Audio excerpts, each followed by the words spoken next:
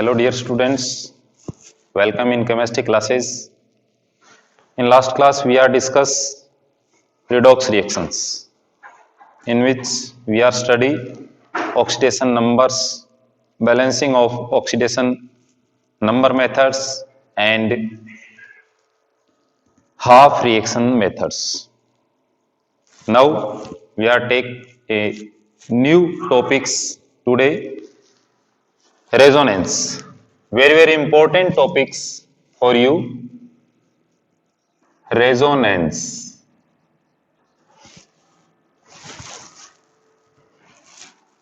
It means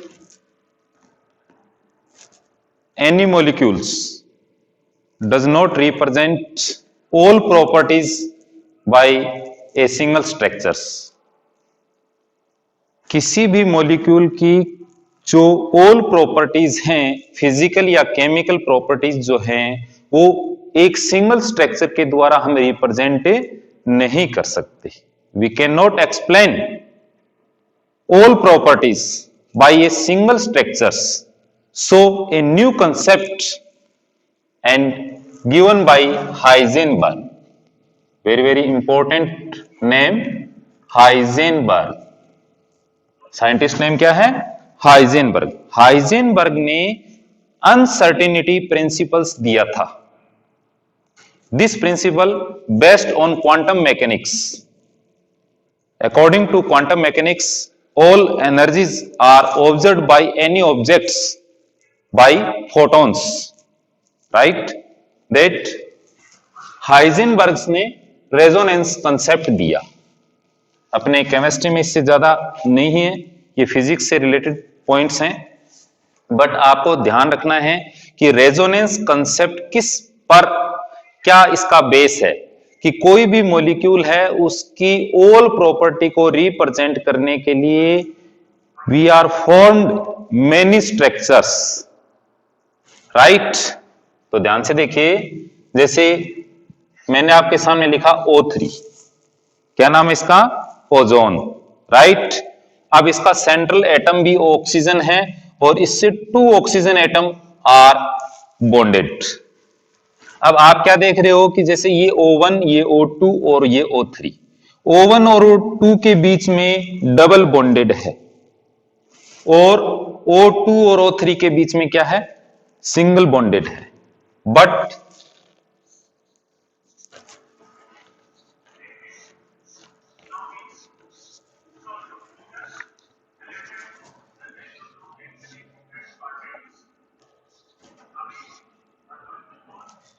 ध्यान से देखिए, इस स्ट्रक्चर में और इस स्ट्रक्चर में what difference between two structures? What we are seen in this structure, O1 and O2 has double bond, and in this O2 and O3 double bond. In this double bond length 148 picometres और single bond का क्या होता है? 121 picometres. ये observations हैं, but all bond length are equal 128 picometre observed in ozones. Ozone के अंदर जो ऑक्सीजन का सेंट्रल एटम है उससे रिलेटेड अनदर 2 ऑक्सीजन एटम जो जुड़े, उनकी बॉन्ड लेंथ क्या मिली? सेम. क्या ऑब्टेंड हुआ? सेम. इट मींस जो इसके अंदर चेंजिंग इन पाई बॉन्ड, क्या changing in lone pair electrons to form a new structures, and these structures are known as a resonance structures. तो what is resonance? Resonance is a phenomena in which we cannot explain all properties of molecule by a single structure. That we formed change in number of unpaired electron and pi bond to form more than structures, these structures known as resonating structures या canonical structures. क्या नाम बोला मैंने? Canonical structures. Structures या तो इनको रेजोनेटिक structures कहते हैं या इनको कैनोनिकल स्ट्रक्चर्स कहते हैं या contributing structure, contributing structure, right. तो रेजोनेंस के बारे में हाइजेनबर्ग ने बताया। रेजोनेंस क्या होता है कि किसी भी मॉलिक्यूल की ऑल प्रॉपर्टीज सिंगल स्ट्रक्चर्स के द्वारा एक्सप्लेन नहीं कर सकते, इसलिए all property explained by more than two structures, these structures are known as a resonating structure and this phenomena known as a resonance। इसे रेजोनेंस या कैनोनिकल स्ट्रक्चर या कॉन्ट्रीब्यूटिव structures के नाम से जाना जाता है। तो ध्यान रहे कि जब भी हम रेजोनेटिंग स्ट्रक्चर बनाते हैं तो all atomic position same must be. जब भी किसी भी मॉलिक्यूल की रेजोनेटिंग स्ट्रक्चर बनाएंगे तो उसमें हमें मेनली 3 पॉइंट्स रिमेंबर रखने हैं। First, all atomic position should be same, सारे के सारे एटॉमिक पोजीशन क्या रहने चाहिए? Same. And all bond lengths of the molecules in present of atoms are same। it means यानी पोजीशन ऑफ द एटम है उसकी लेंथ में अपने को चेंज नहीं करना। अब जैसे ये ओजोन के बारे में मैंने बताया आपको, अब अपने जैसे कार्बोनेट आयन का नाम सुना आपने, कार्बोनेट CO3 2 नेगेटिव, राइट। अब इसकी रेजोनेटिक स्ट्रक्चर फॉर्म करनी है तो सेंट्रल एटम क्या है? कार्बन। कार्बन के पास कितने वैलेंस इलेक्ट्रॉन है? 4। तो कितने बॉन्ड फॉर्म करेगा? 4। अब 4 करेगा तो how many oxygen atom are present in carbonate ion? 3। तो 3 के लिए 1 2 एंड 3। अब इसमें रेजोनेटिक स्ट्रक्चर बनाते समय ऑक्टेट रूल्स भी ओबे होना चाहिए। ध्यान से देखिए, कार्बन है, 4 बॉन्ड फॉर्म्ड। अब इसके पास 2 लोन पेयर है, अब इसके पास 2 लोन पेयर है और 1 सिंगल इलेक्ट्रॉन है। तो अपना ऑक्टेट कंप्लीट करने के लिए एक इलेक्ट्रॉन को क्या करेगा? एक्सेप्ट करेगा, तो 1 नेगेटिव चार्ज आ गया। अब दूसरा ये इसको क्या करेगा? 5 इलेक्ट्रॉन है, total 6 electron present in oxygen valence electron. तो 1 इलेक्ट्रॉन तो इस कोवेलेंट बॉन्ड फॉर्म में पार्टिसिपेट किया, 2 लोन पेयर आ गए, तो single electron are remaining. So complete the octet, 1 electron gain and 1 negative charge are occupied, right. तो यहां 2 नेगेटिव चार्ज हो गया, 1 नेगेटिव इस पे और 1 नेगेटिव इस पे। अब we are changed the double bond between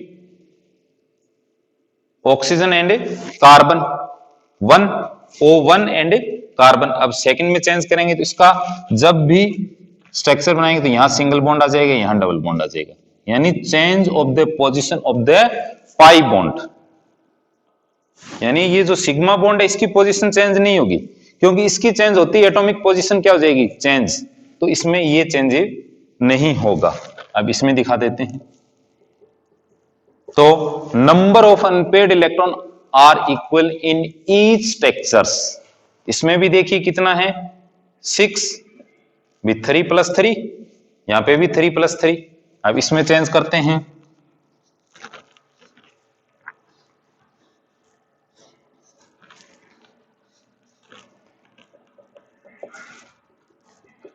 तो ये कार्बोनेट आयन की क्या बन गई? रेजोनेटिंग स्ट्रक्चर्स बन गई। Very very important topics for you, exam से रिलेटेड और इनसे रिलेटेड क्वेश्चंस एग्जाम में आते हैं। अब इसका क्या है? ये रेजोनेटिक स्ट्रक्चर्स हैं, कॉन्ट्रीब्यूटिव स्ट्रक्चर्स हैं, कैनोनिकल स्ट्रक्चर्स हैं। अब इनका एक ऐसी स्ट्रक्चर बनाते हैं जो ऑल प्रॉपर्टीज को एक साथ शो करती है, जिसे क्या कहते हैं, resonating hybrid. Resonating hybrid,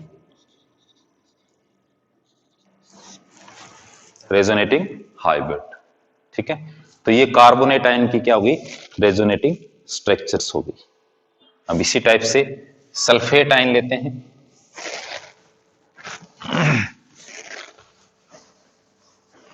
sulphate ion का फॉर्मूला क्या होगा, SO4 2 नेगेटिव। अब इसमें सल्फर के साथ कितने ऑक्सीजन एटम्स आर एड हैं, 4।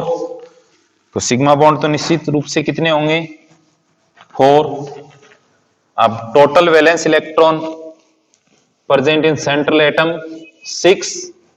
तो 4 तो सिग्मा बॉन्ड पार्टिसिपेट और 2 पाई बॉन्ड पार्टिसिपेट।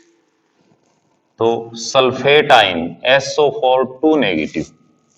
अब इसमें स्ट्रक्चर, अब इसका आगे अपने जो नेक्स्ट टॉपिक लेंगे हाइब्रिडाइजेशन, जो determination of the structure of any molecules, ये कंसेप्ट भी इसके बाद लेंगे। तो पहले रेजोनेंस के अकॉर्डिंग सल्फर सेंट्रल एटम,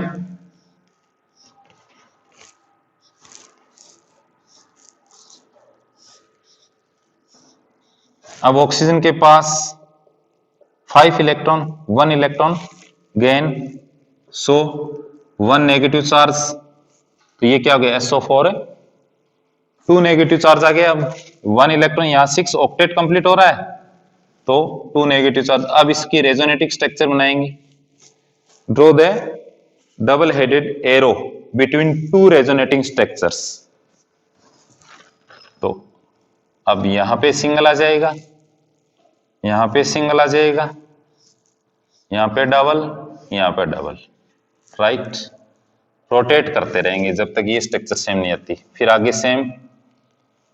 तो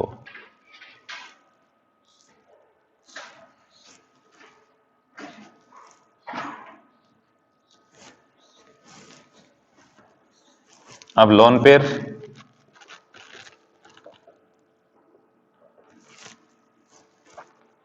अब आपने देखा यहां पे आ गया, फिर यहां से, फिर यहां पे, और नेक्स्ट 1 स्ट्रक्चर और शो होगी।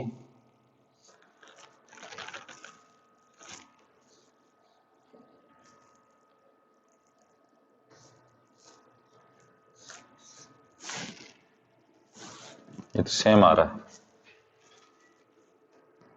पर उसमें वो नहीं, ठीक, स्ट्रक्चर सेम है।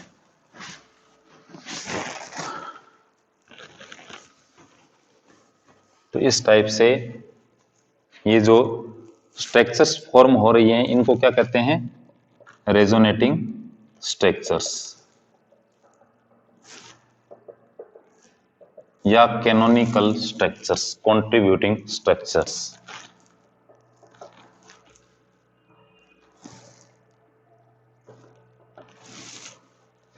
तो इस टाइप से केवल अपने को क्या चेंज करना है, number of unpaired electron same रखने हैं, पर पोजीशन ऑफ अनपेड इलेक्ट्रॉन क्या होगी, चेंज होगी।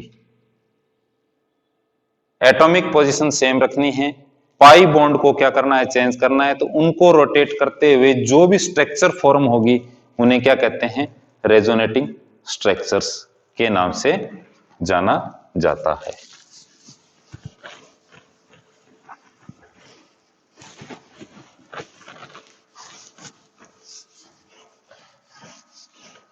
यह सल्फेट आयन की थी। अब बात करते हैं नाइट्राइट आयन की, NO2 नेगेटिव। क्या नाम है, नाइट्राइट आयन। आप इसमें ध्यान से देखिए, नाइट्रोजन सेंट्रल एटम है, कितने वैलेंस इलेक्ट्रॉन है, 5। तो 1 ऑक्सीजन और 2 और 1 क्या गया, लोन पेयर। अब इस ऑक्सीजन का ऑक्टेट कंप्लीट है, इसका 5 इलेक्ट्रॉन प्रेजेंट है, तो 1 इलेक्ट्रॉन इसने क्या कर लिया, एक्सेप्ट कर लिया। तो NO2 नेगेटिव चार्ज। तो F double bond O O, ठीक है। तो ये किसकी स्ट्रक्चर आ गई, नाइट्राइटाइन, और सेकंड होता है नाइट्रेटाइन NO3 नेगेटिव, इसका क्या नाम है, नाइट्राइट आयन, और ये क्या है, नाइट्रेट आयन, ठीक है। अब नाइट्रेट आयन में ऑक्सीजन कितने हैं, 3, तो पहले 3 करो, अब इसमें 4, तो अब इनका ऑक्टेट पूर्ण कंप्लीट, और इसका 1 इलेक्ट्रॉन तो 1, ठीक है। बट आपको पता है कि इसके अंदर जो पार्टिसिपेटिंग ऑफ द ऑर्बिटल्स हैं वो 3 हैं, 1 कंप्लीटेड होता है, तो इसमें अपने क्या करते हैं, इन इलेक्ट्रॉन्स को, इस बॉन्ड को क्या करते हैं, इस टाइप से रिप्रेजेंट करते हैं, ठीक है।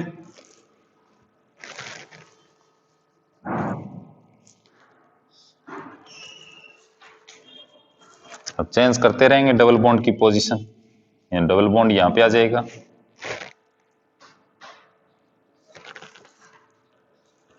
और फिर डबल बॉन्ड इधर आ जाएगा।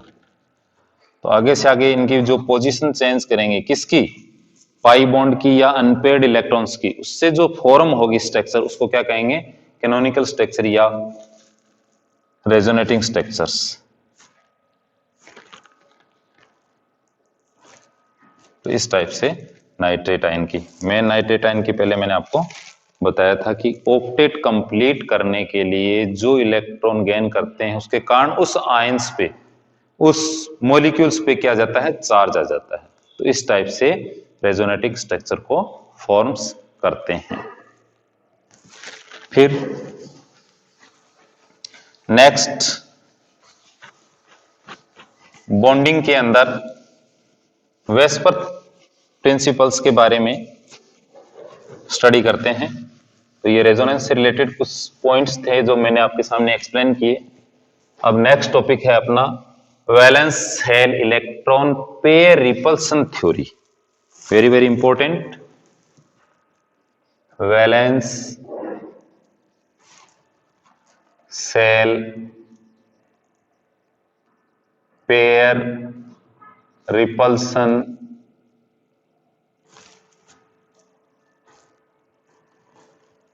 थ्योरी।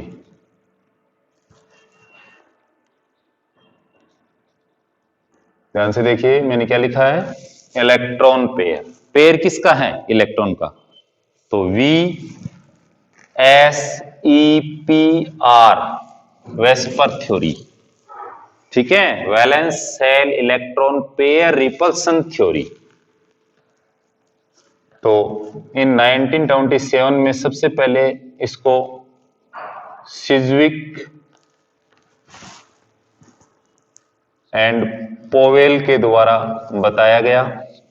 फिर 1940 के अंदर गिलेस्पी एंड नाइहोम के इसमें रिफॉर्म्ड या मॉडिफाइड जो थ्योरी है वो एक्सप्लेन की, valence shell electron pair repulsion theory. जैसे नाम से ही पता चल रहा है कि कोई भी मॉलिक्यूल है, उसका जो सेंट्रल एटम है और उससे जो एडिंग अनदर एटम्स हैं, उनके बीच में कोवेलेंट बॉन्ड फॉर्म होता है। What is covalent bond form, what is covalent bond, contribution of a valence electron by 2 atoms, यानी 2 एटम हैं, उनके बीच में वैलेंस शेल के जो इलेक्ट्रॉन है उनके कंट्रीब्यूशन से, शेयरिंग से जो बॉन्ड फॉर्म होता है उसे अपने वैलेंस बॉन्ड कहते हैं। तो वैलेंस शेल के अंदर जो इलेक्ट्रॉन का पेयर है, अब वो 2 टाइप से होगा। कैसे, ध्यान से देखिए भी, NH3 की बात करते हैं अपने। NH3 का नाम सभी ने सुना आपने, क्या नाम है इसका, अमोनिया, और फॉर्मूला क्या है, NH3, राइट। अमोनिया के अंदर सेंट्रल एटम नाइट्रोजन है और नाइट्रोजन के पास 5 वैलेंस इलेक्ट्रॉन है। 3 electrons participate in covalent bond with hydrogen atom and 2 electron it means electron pair are remaining, ये इलेक्ट्रॉन पेयर है। तो इनको तो कहते हैं बॉन्ड पेयर, इनको क्या नाम दिया? Bond pair. और इसको क्या नाम दिया? Lone pair, right. तो वेस्पर थ्योरी में हम ये 2 वर्ड्स बार बार काम में लेंगे, बॉन्ड पेयर और लोन पेयर। बॉन्ड पेयर क्या होते हैं? जो किसी भी मॉलिक्यूल में 2 एटम्स के बीच में कोवेलेंट बॉन्ड फॉर्म में पार्टिसिपेट करते हैं, उसे हम क्या कहते हैं? बॉन्ड पेयर कहते हैं, शॉर्ट में बीपी कहेंगे, राइट। और जो सेंट्रल एटम पर पेयर ऑफ इलेक्ट्रॉन्स यानी 2 इलेक्ट्रॉन हैं जिन्होंने बॉन्ड फॉर्मेशन में क्या नहीं किया? पार्टिसिपेट नहीं किया, तो उनको हम किस नाम से जानेंगे? लोन पेयर, लोन पेयर या एलपी के नाम से जानेंगे। क्योंकि इस थ्योरी के अंदर इन्हीं से रिलेटेड ही पॉइंट्स बार बार हम पढ़ेंगे। तो सबसे पहले आप इस कंसेप्ट को क्लियर कर लें कि लोन पेयर क्या है और बॉन्ड पेयर क्या है। बॉन्ड पेयर क्या है? जो बॉन्ड फॉर्मेशन में पार्टिसिपेट करते हैं। लोन पेयर क्या है? जो बॉन्ड फॉर्मेशन में पार्टिसिपेट नहीं करते और वो सेंट्रल एटम के होते हैं। अब आप क्या देख रहे हो कि जो लोन पेयर हैं वो सेंट्रलाइज्ड हैं, केंद्रीकृत हैं, यानी एक ही एटम पे वो क्या हो गए? सेंट्रलाइज्ड हो गए। जबकि ये दोनों कौन? बॉन्ड पेयर जो इलेक्ट्रॉन्स हैं वो 2 एटम्स के बीच में, बिटवीन 2 एटम्स में इनकी क्या हो गई? शेयरिंग हो गई। तो इस टाइप से जो रिपल्सन है वो किसका ज्यादा होगा? लोन पेयर इलेक्ट्रॉन का होगा। तो यहां 3 टाइप्स के फोर्सेस आर अप्लाई। कौन कौन से? Lone pair repulsion, second lone pair bond pair repulsion, और third bond pair repulsion, right. तो कोई भी मॉलिक्यूल है उसमें लोन पेयर भी है, हो सकता है लोन पेयर हो भी नहीं, तो वहां all forces are apply according to bond pair. अगर लोन पेयर है तो इसमें अगर एक ही लोन पेयर है तो लोन पेयर बॉन्ड पेयर ही लगेगा, लोन पेयर नहीं। अब जैसे H2O मॉलिक्यूल की बात करें, नाम सुना है सभी ने? वाटर मॉलिक्यूल, फॉर्मूला क्या है? H2O, aqua. कोऑर्डिनेशन में इसका क्या नाम है? Aqua, right. सेंट्रल एटम क्या है इसका? ऑक्सीजन। ऑक्सीजन के पास वैलेंस इलेक्ट्रॉन कितने होते हैं? 6। 2 इलेक्ट्रॉन क्या कर गए? बॉन्ड फॉर्मेशन में पार्टिसिपेट। 4 इलेक्ट्रॉन के कितने पेयर बनेंगे? 2। तो कितने लोन पेयर आ गए? 2। अब इनमें इसमें किसमें? H2O में 3 types force are applied. Lone pair भी इसमें लग रहा है क्योंकि लोन पेयर इलेक्ट्रॉन है और लोन पेयर है, तो इनमें लोन पेयर रिपल्सन फोर्सेस, और इसमें लोन पेयर के साथ ये बॉन्ड पेयर है तो ये भी। जबकि अमोनिया के अंदर only lone pair bond pair ही अप्लाई होता है, जबकि बॉन्ड पेयर भी होगा पर इसमें लोन पेयर नहीं होगा क्योंकि इसमें लोन पेयर 1 ही प्रेजेंट है। तो इस टाइप से ये जो 3 कैटेगरी हमने बनाई है रिपल्सन फोर्सेस की, लोन पेयर बॉन्ड पेयर और बॉन्ड पेयर। एमसीक्यू पैटर्न के जो क्वेश्चंस आते हैं कॉम्पिटिटिव, उनमें आपसे मॉलिक्यूल दे करके और उनसे ये पूछा जाता है कि इसमें which type are forces apply on these structures, और उसमें आपको ये लोन पेयर, क्योंकि वो वैलेंस इलेक्ट्रॉन का भी आइडेंटिफाई आपसे चाहता है, ठीक है। तो उसमें वैलेंस इलेक्ट्रॉन नहीं दिए जाएंगे, डायरेक्ट उसमें स्ट्रक्चर दी जाएगी और इनको नहीं बताया जाएगा। तो सेंट्रल एटम के वैलेंस इलेक्ट्रॉन से रिलेटेड और उसकी ज्योमेट्री से रिलेटेड हमारा कंसेप्ट क्लियर होना चाहिए। तो अकॉर्डिंग टू वेस्पर मैंने आपको बताया कि 3 टाइप फोर्सेस आर अप्लाई। तो अब मच मोर रिपल्सन, यानी इन तीन में से सबसे ज्यादा किस में लगेगा? लोन पेयर में लगेगा, और फिर लोन पेयर बॉन्ड पेयर में लगेगा। अब ये जो तीन स्ट्रक्चर हमने यहां डिस्कस किया NH3 का और H2O का, इनकी ज्योमेट्री यानी हाइब्रिडाइजेशन की बात करें तो इनका जो सेंट्रल एटम है उनका हाइब्रिडाइजेशन सेम है, इसका भी sp3 है और इसका भी क्या है? sp3 है, बट ज्योमेट्री चेंज है। इसकी ज्योमेट्री पायरेमिडल है और इसकी ज्योमेट्री क्या आ गई?